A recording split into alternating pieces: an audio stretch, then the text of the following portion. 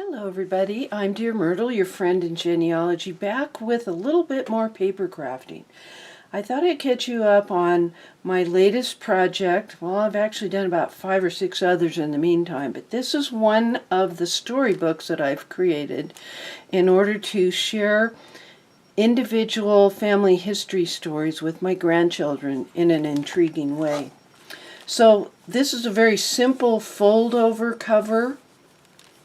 And to make it strong, this paper, the striped paper, goes all the way around, and then this with the Home Sweet Home lighter colors, that also wraps all the way around, but it doesn't have like a half-inch spine, it just has a fold-over spine, a little bit different. Remember, I'm a newbie in this world of paper crafting. I'm just learning. So the closure for this is one of those great heavy clips, paper clips. Just love it. I've been learning a lot by watching the fabulous Wendy, Tracie Fox, Gayle Agostinelli, I think is how you say her last name. I'm learning a lot. It happens that this particular flower wasn't the color to replicate, so I used one of my Copic markers. I just love them. I was a doodler from way back, and I like to do Zen tangles and use different colors. So I already had that on hand. So when I first started this project, one of the things that I showed were these little tabs. And I've since added more coffee stain paper so that the tabs were at least a couple of pages apart from each other. Glassine bags seem to be the latest kick. In fact, I think Tracie Fox just showed you how to make these glassine bags yourself.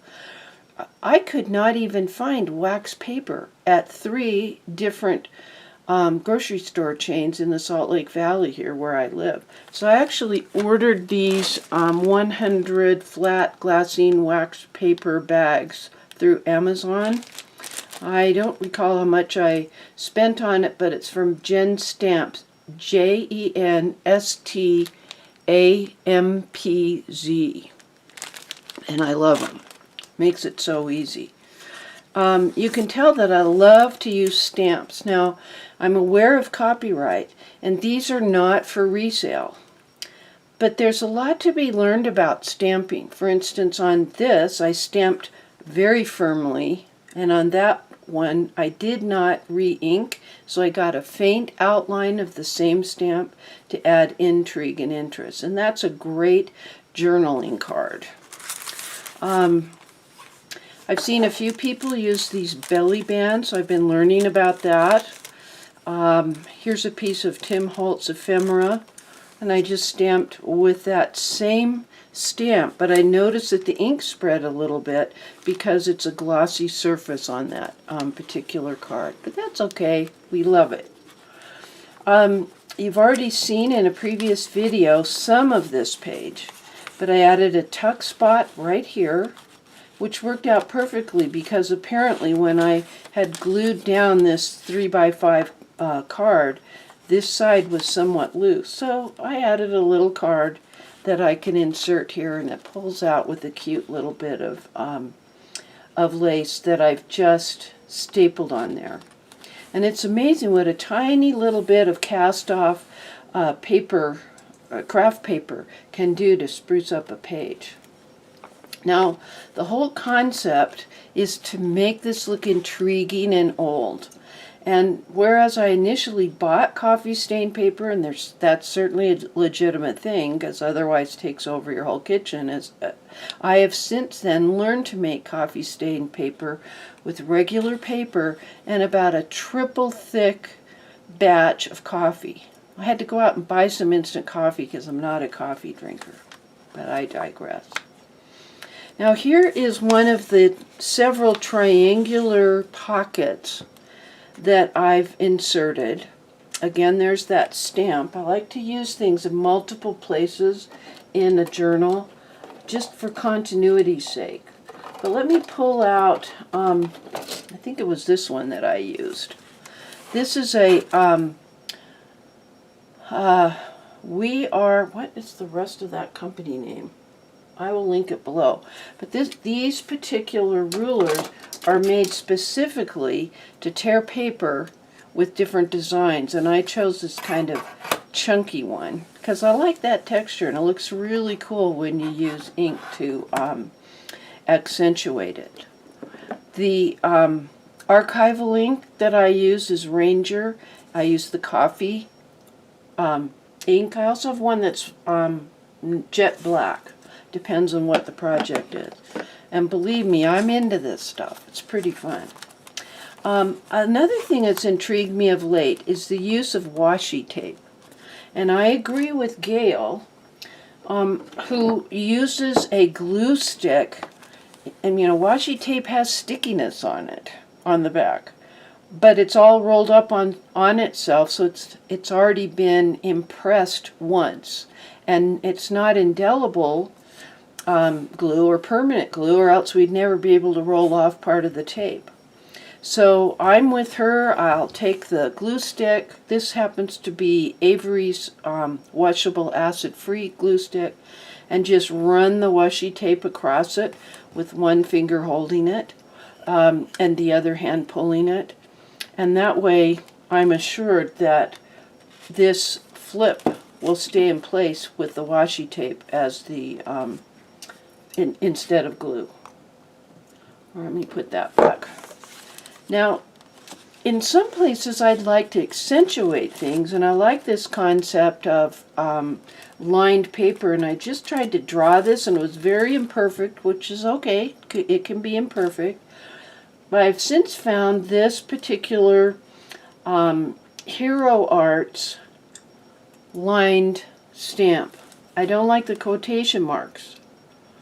This should be the other way around. So I'm only going to ink the middle portion to get some lines on my pages if I desire them.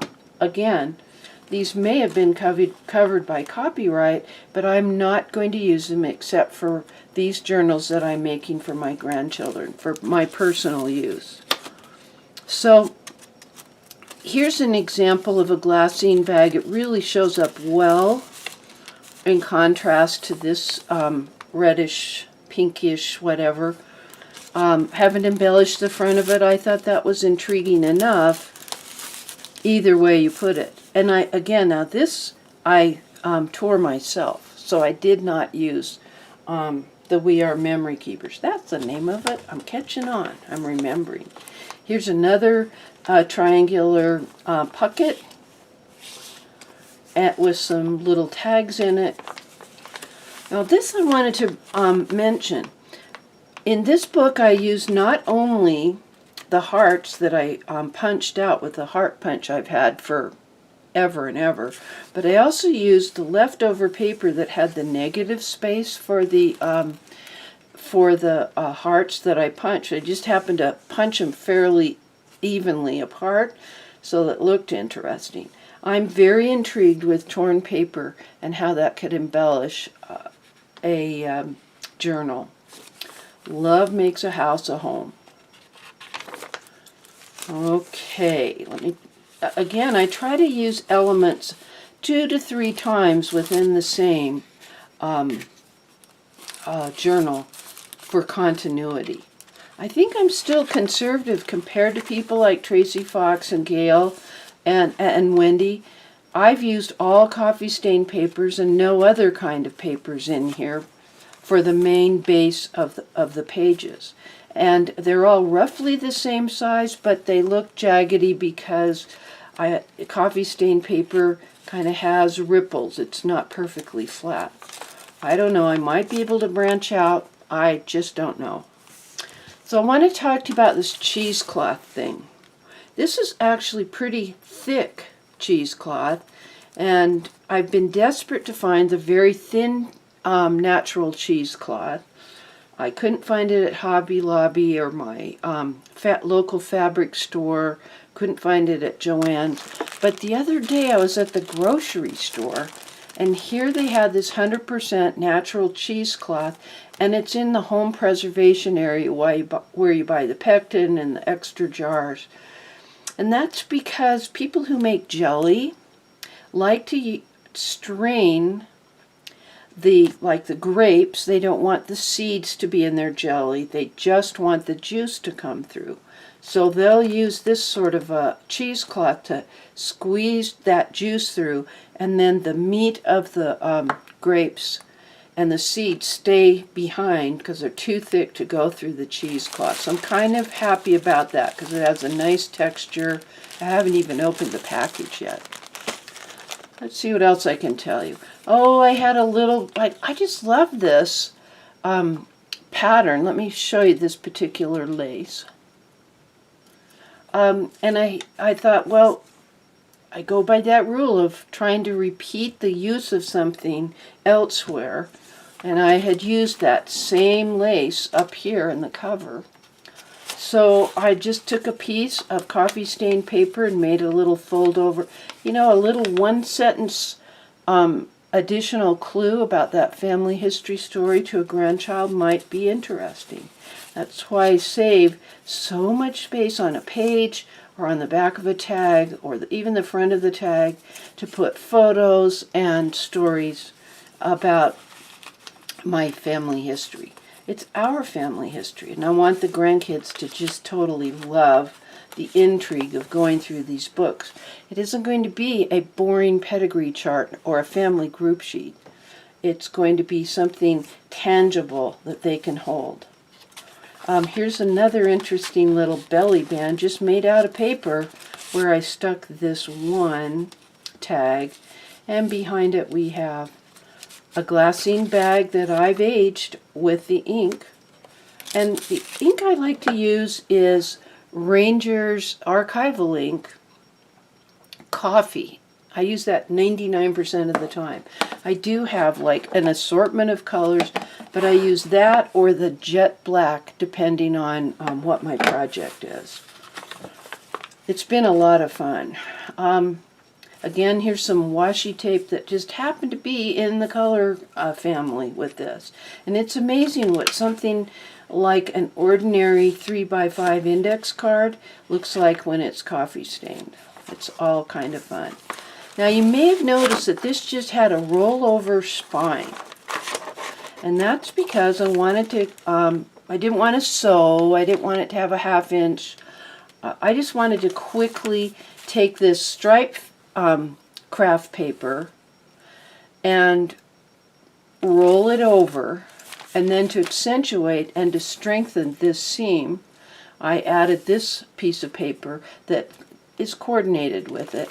And then once I found the middle and clamped the pages in place, I did it this way so that the stapler, and I wanted these really super big staplers, you can adjust so that when you put your paperwork underneath, this would only work for kind of small journals, you could plan ahead and put that red stopper in the position you need so that you are very consistent in your lineup of your staples. I'm not always going to use staples, but I thought it was fun, and it made it a quick project for this beginning paper crafter. So basically, that's it in a nutshell. You now know this next storybook is ready for me to start writing in. Nothing left to say, but I'm Dear Myrtle, your friend in genealogy. Happy family tree climbing, everybody. That's a wrap.